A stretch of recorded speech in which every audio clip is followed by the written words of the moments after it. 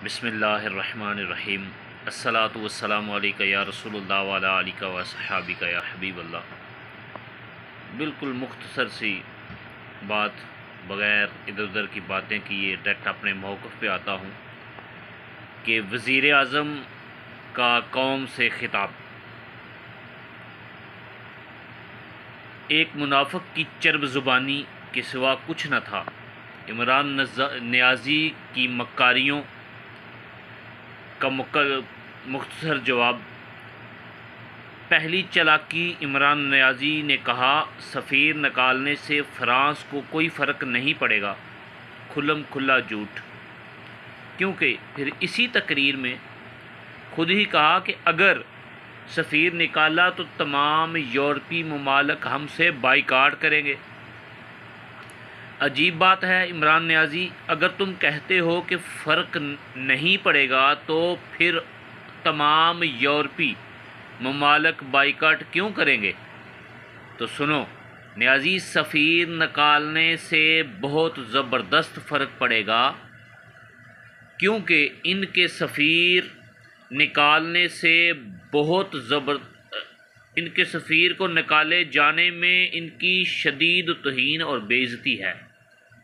दूसरी मक्कारी फिर कहा कि पुलिस ज़ख्मी हुई, मगर चालाकी की इंतहा देखें कि 18 अप्रैल को लाहौर में जो आशिकाने रसूल के खून की नदियां बहाईं, इन पर तेज़ाब फेंकवाया, आंसू गैस के शैल बरसाए, कई माओं के नौजवान कमवारे बेटे कत्ल किए, कई छोटे बच्चों के वालिद को मारकर उन्हें यतीम किया, मगर इस चालाक ने अपनी इस फ़िरौनियत की माफ़ी मांगना तो दूर, इन मज़ालिम का नाम तक नहीं लिया। खिताब कौम से हो रहा है। तीसरा धोखा, फिर कहा कि इंडिया इन फसादात पर खुश है। अगर एक मिनट के लिए आपकी ये बात बेतुकी और बेदलील बात अगर मान भी ली जाए, तो इसका जवाब यह है कि आप इंडिया को खुश ना होने दें। आज अपने आका फ्रांस के सफ़ीर को निकाल दें, हालात मामूल के मुताबिक हो जाएंगे और इंडिया गमगीन हो जाएगा।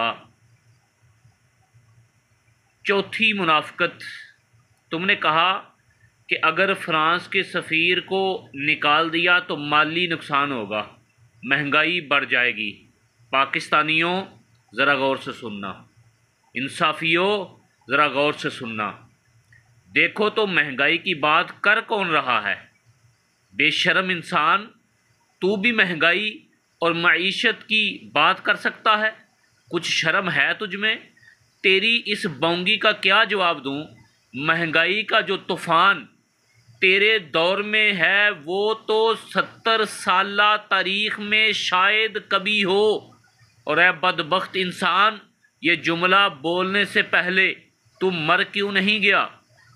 क्योंकि राज़िक तो अल्लाह रब्बुल इज़्ज़त की ज़ात है। बात हजूर की इज़्ज़त की हो रही है और तुझे दुनियावी माल की पड़ी है।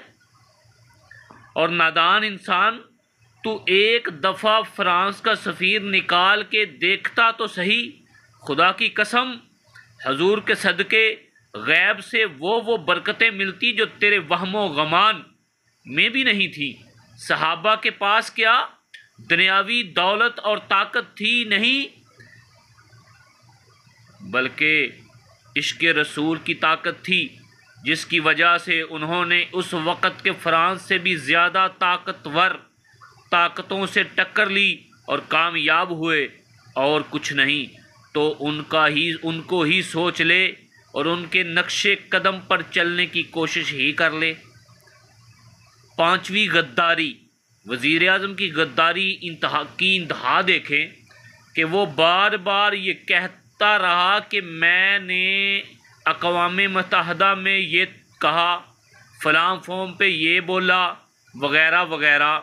तो वज़ीर आज़म साहब, आपकी वो सारी बातें और तकरीरें इसी तरह हैं जिस तरह आपका रियासत मदीना का सियासी और खोखला और मज़हब कार्ड का नारा अलगर्ज 100 बातों की एक बात, इस मुनाफिक और मक्कार शख्स ने इधर उधर की बातें कर कर के अवाम को ऐसा उलझाया कि फ़्रांस का सफ़ीर निकालने की तो बात गुम ही हो गई।